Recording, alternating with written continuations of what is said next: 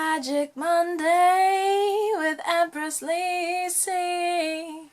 Welcome back to Heart Magic Monday with Empress Lysa. I am a healer and a mentor for the gentle gifted hearts of the world, and I want to talk about the most powerful way that we can step out of our wounded patterns.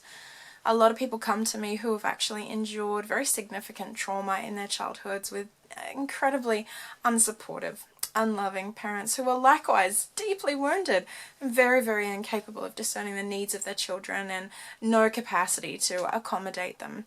This really does leave us imprinted with the idea that we are unworthy, that we are too much, that we are unimportant and insignificant in this world. And there will be repeated decades of seeing this imprint actually reflected back to you through relationships, money, career, or your own relationship with your own children. And it's deeply devastating to actually see that what was the hardest for you in the past is actually resurfacing here in the present. And I, for one, saw my own experience of repeated abandonment in my childhood reflected back as I would consistently choose the men who would leave me in my 20s. Now, it's really, really horrific to go through this, and I felt a substantial amount of physical pain, emotional pain that manifested as physical pain in my 20s, and that was actually a brilliant wake-up call for me that really helped me to gain that insight and connection that the pain that I was currently manifesting in my life was really just a reflection of disowned, unacknowledged pain from my childhood. So one of the things that's very important to understand is that if we keep on seeing this pattern and the reflection of our past pain, this is not meant to be this system where we keep on suffering over and over with the same damn pain incessantly. That's not actually the intention behind this system. What it's doing is this whole world is acting as a sacred mirror to reflect back some of the perceptions that you formed about who you are, so that you can bring awareness and recognize that those were misperceptions that we formed about who we were based on the actions and behaviors of others. So according to my own parents' arguments, I had concluded that I was unlovable, even though that had completely nothing to do with the nature and the context of my parents arguing. It's completely understandable that a child feels completely abandoned and unloved and neglected, and that they will make conclusions that there's something wrong with them and that they're unlovable. But those conclusions are meant to be revised. Ideally, nurturing, loving, very mindful, aware parents can actually discuss with the child how they're perceiving themselves, and will pick up, verbal clues and indicators either through their language, their behavior, or their emotional state, to be able to help us to understand that this child is perceiving something that is not supporting them. A kind, generous, loving parent would actually support the child to then correct that view and actually form a more self-supportive, more nourishing view. Now, I didn't receive this. None of my clients receive this, and it's actually not very common in the world to actually go through this process of, reviewing and reforming supportive perceptions of the truth of who we are. It's very important to understand that that's our role as adults, is to actually hold ourselves in love and actually question whether or not it's a valid assumption, okay, that the conclusions that we made when very young, whether they're still accurate in our lives.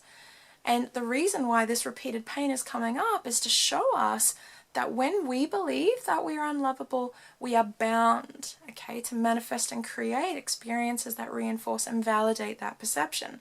So if these are self-fulfilling prophecies that are actually validating themselves, then bingo, we actually have the ability to be able to then form self-supportive, nourishing perceptions of ourselves that we're talented, gifted, creative, are deeply powerful and perseverant, pure, magnificent human beings. And that as we allow those seeds of truth to reform back in our hearts and bring us home to who we truly are, we will actually see sacred reflections of this manifest outside of us.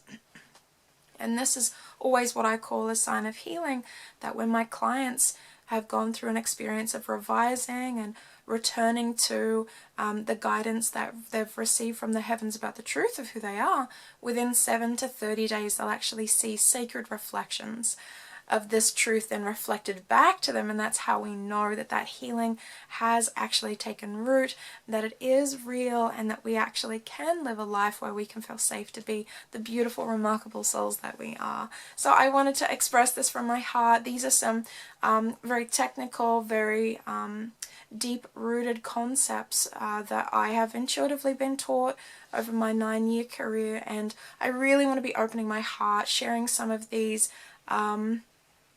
very stark and very, it's kind of like the pinpointed aspects that some people might not align with them, some people might not find them valuable, but I know that there is a sacred band of humanity who are just like me, empaths, deeply feeling, born into wounded families, to be able to witness and perceive the shadow in order to transmute that into the light. And this conversation is really for them. If you're not getting anything that I'm saying, you wouldn't be here at this point in the video. So I want to open up my heart and I want to share this information because I'm deeply committed to helping those who are the change agents of the world be able to remember the core essence of their truth so that you can fulfill your sacred function.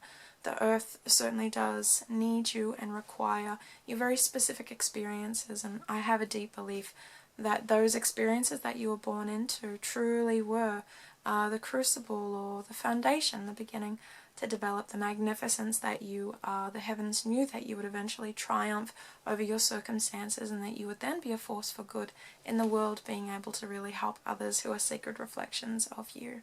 So if you are somebody that wants to deepen into your truth and rise on purpose, this is a place where we do that. And if you want to subscribe to my channel where you can partake and receive more of the self-healing education I want to teach and share it with you so that you can really reflect on whether it resonates and what you could do with it to create some real heart magic in your life. My love and blessings are with you. Thank you for being here and being a part of my channel. I'm sending all my love out to you.